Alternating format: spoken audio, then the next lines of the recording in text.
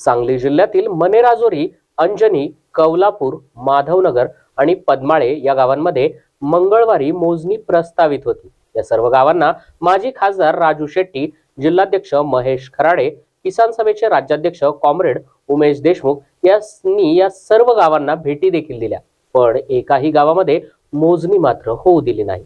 सर्वच गावांमधील मोजणी बंद पाडण्यात आली होती। मनेराजोरी येथे अदानी आणि देवेंद्र फडणवीस यांच्या नावाने भजन म्हणण्यात आलं होतं। याच ठिकाणी शेतकऱ्यांनी आणलेली भाजी भाकरी सर्वांनी एकत्रितरित्या खाल्ली। यावेळी बोलताना राजू शेट्टी म्हणाले की अदानीनं गडचिरोली जिल्ह्यामध्ये 2,500 एकर जंगल खरेदी केलंय। त्या ठिकाणचे खनिज ही थेट त्यांच्या गोव्यातील खासगी बंदरामध्ये पोहोचवण्यासाठीच हा सारा खटाटोप सध्या सुरू आहे। याशिवाय राष्ट्रीय महामार्गाचा प्रति किमीचा खर्च हा 35 कोटी असताना या मार्गाचा मात्र प्रति किमी खर्च हा 107 कोटी रुपये कसा, असा सवाल देखील त्यांनी राज्यातील शासनाला विचारलाय। तसेच राज्यातील प्रत्येक जिल्ह्यामध्ये मोजणी बंद पाडण्यात आल्या आहेत। कुठेही शेतकरी मोजणी होऊ देत नाही। काही बुजगावणी उभी करून विरोध नसल्याचं सांगितलं जात असलं तरी देखील 50,000 कोटीतील काही शिंतोडे आपल्यापर्यंत येतील का, यासाठी त्यांची धडपड सध्या सुरू आहे।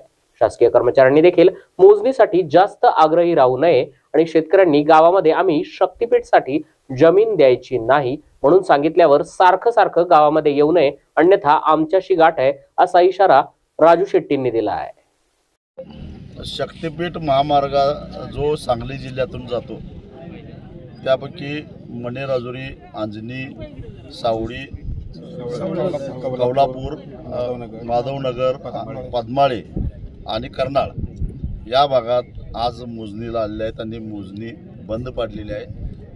आम्ही शेतकऱ्यांनी याची मोजणी होऊन द्यायची नाही अशा प्रकारचा निर्णय घेतलेला आहे। हा सारा जर परिसर बघितला तर तासगाव तालुक्यातला हा जो परिसर आहे तो सगळा द्राक्षपट्टा आहे।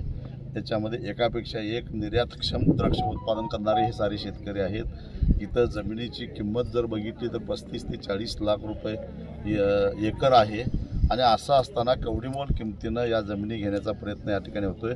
पण कोटी रुपये दिले तरी आम्हाला जमीन द्यायचीच नाही, कारण आम्ही 20-25 किलोमीटरवरनं पाईपलाईन करून कर्ज काढून पाणी आणलेलं आहे। त्याशिवाय 1 एकर द्राक्ष पीक उभा करायला 4 ते 5 लाख रुपये गुंतवणूक करावी लागते आणि मग असं असताना लेखणीच्या एका फटकाऱ्यानिशी जर का कुणी मंत्रालयात बसून आमच्या शेतावरून रस्ता काढणार असेल तर ते आम्हाला मान्य नाही आणि त्यामुळं शक्तीपीठ आम्ही कदापि होऊन देणार नाही। इथल्या ह्या सगळ्या गावातल्या लोकांची भूमिका आहे आणि ती रास्तच आहे। शक्तीपीठ मुळात अव्यवहार्य असलं तरी सुद्धा या लोकांनी रक्ताचा शेवटचा थेंब शरीरात असेपर्यंत हा रस्ता होऊन द्यायचा नाही हा निर्णय घेतलेला आहे ग्रामसभेचा। त्याचबरोबर येत्या 15 ऑगस्टला ज्या गावातून हा रस्ता जाणार आहे, नियोजित रस्ता, त्या गावातल्या ग्रामसभेमध्ये शक्तीपीठ महामार्ग रद्द करावा आणि त्या आमच्या गावातील 1 इंच सुद्धा जमीन देणार नाही अशा अर्थाचे ठराव आता आम्ही ग्रामसभेत करून घेणार आहोत।